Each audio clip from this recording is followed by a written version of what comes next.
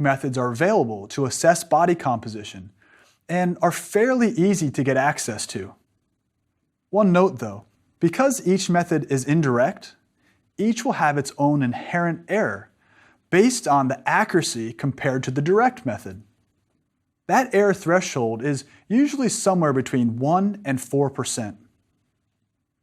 So, depending on the modality, if you are measured at 30% body fat with a method that has plus or minus 4% error, your true body fat could really be anywhere between 26 and 34% body fat.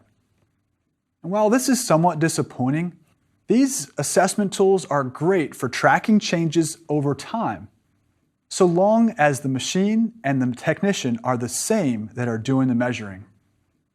The skill of the technician can also make a big difference in the measurement that is made in some instances. Some of the more expensive and laboratory-based methods include dual energy X-ray absorptiometry, or DEXA, hydrostatic or underwater weighing, air displacement plethysmography, or what is commonly known as the BOD-POD, skinfold measurements using skinfold pinches, bioelectrical impedance analysis using an electrical current, and even some advanced clinical methods like computerized tomography, or CT, or magnetic resonance imaging, or MRI. Now this may sound like a lot of jargon, but with each technique we are able to assess body density through your body volume, like in water, with underwater weighing, or your body volume in air, like with the BOD-POD, or via some sort of imaging technique like DEXA, CT, or MRI, among others. Because many of these methods are difficult to actually perform, I'll keep this part of our discussion to methods that are a bit more common. For most of these tests, you can either ask your local gym personnel to administer them, or search for a human performance or exercise science laboratory at a local college or university near you. First, hydrostatic weighing, also called underwater weighing, involves getting into a large tub of water, going underneath, and fully exhaling. Yes, I said fully exhaling. This is definitely uncomfortable. We typically hold our breath underwater to avoid drowning. But with underwater weighing, it's important to expel as much air from the lungs as possible to get an accurate measurement. This technique is based on Archimedes' principle, which states that an object immersed in fluid, in this case you in a water tank, loses an amount of weight that is equivalent to the weight of the fluid displaced by the object's volume. In plain English, when you go underwater, you displace water. By weighing you both underwater and on dry land, we can calculate your body volume and density.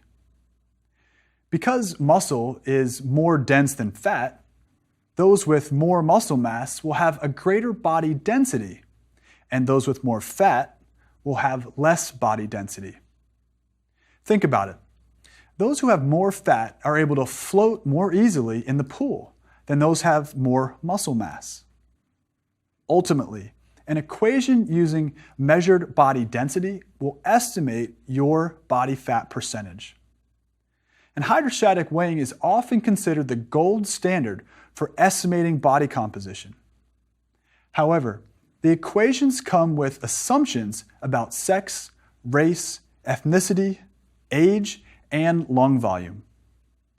Ultimately, this technique is a great tool, but can be difficult to truly get an accurate measurement.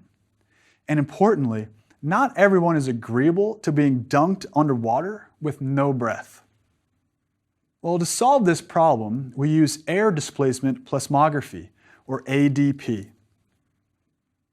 Air displacement plethysmography uses something called the BOD-POD, and is another way to estimate body volume, but uses air displacement rather than water displacement. The BOD-POD then relies on Boyle's law, which states that at a constant temperature, volume, and pressure are inversely related. So, just like with hydrostatic weighing, body volume is measured, and then body density and body fat are estimated using standard calculations.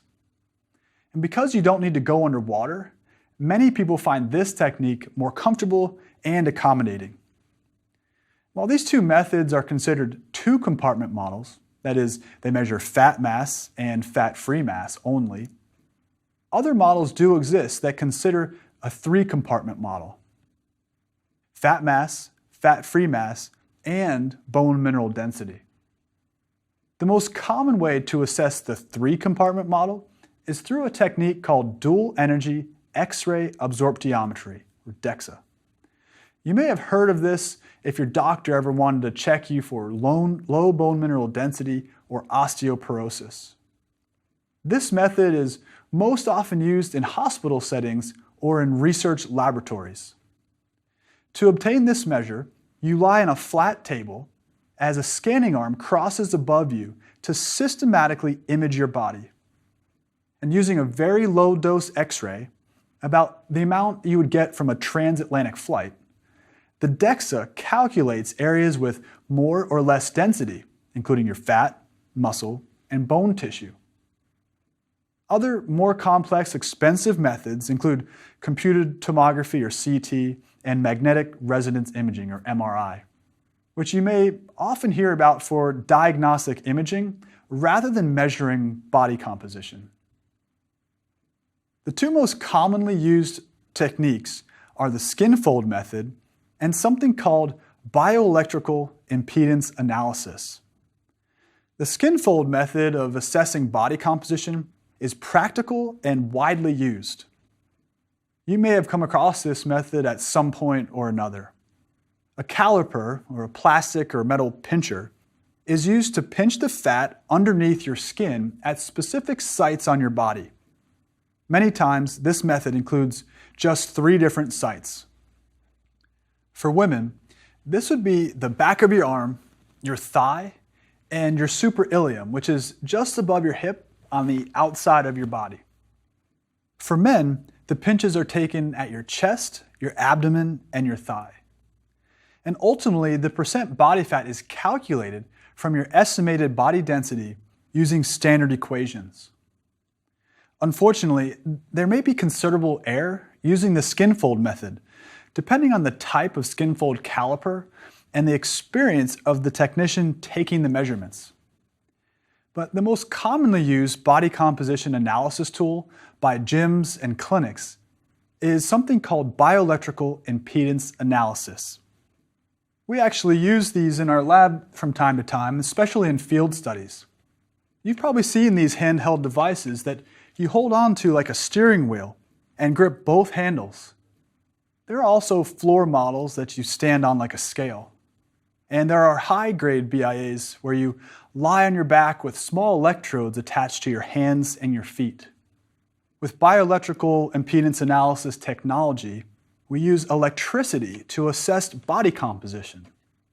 And because much of your body is comprised of water, and muscle mass is particularly high with water, almost 70%, an electrical current can pass through quite easily. Remember, water is conductive. On the other hand, fat contains little water and will blunt the electrical current, slowing down the signal. The BIA uses very low-level electrical current. You can't even feel it, and usually just 2 points of contact. Within the handheld model, this would run from your left hand to your right hand. And based on the relative amounts of fat and muscle you have, the BIA will calculate the speed of the current and ultimately estimate fat-free mass and fat mass. Great. Easy, right? Well, because this tool relies on total body water, you'd be right in thinking that your hydration status, or how much water you've had to drink, will influence the results of this measurement. In practice, the BIA tends to work well for most people to accurately gauge body fat levels, but it also may give very lean people a higher body fat measurement, or very obese people a lower value than anticipated. Therefore, If you fall at the extremes of either leanness or fatness, the BIA may not be the best modality for you.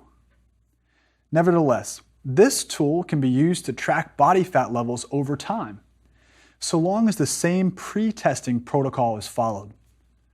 For example, eating and drinking habits should be similar before testing, and you need to know other facts such as activity level and alcohol consumption in the days prior, as both are known to influence hydration status. So, from this outline of testing modalities, we have a little more background on the complex measurement of body composition. Remember though, all of these methods can only estimate your relative fat and lean components. But just how much body fat you have is not the whole picture. It turns out that where you store your fat may be more important than how much fat you have. And typically fat is stored either around your abdomen in an apple shape called android fat, or around your hips and buttocks, the typical pear shape called gynoid fat. Now, depending on where you store your fat, you can often predict the risk of future health complications. The android or apple-shaped pattern of body fat indicates a lot of fat stored around your organs, which is called visceral fat. In addition to fat also underneath your skin, which is called subcutaneous fat. Think about it. Would you want a large mass of fat around all of your vital organs? Probably not. This fat distribution is much more common in men and is associated with more disease risk than the pear-shaped fat distributions. Specifically, a central or android fat distribution can increase the likelihood of narrowed artery walls, high blood pressure, and abnormal blood lipids, glucose, and insulin. The pear-shaped or gynoid fat deposition is typically thought of as the female pattern of weight gain. Now, this may actually be protective against disease for women.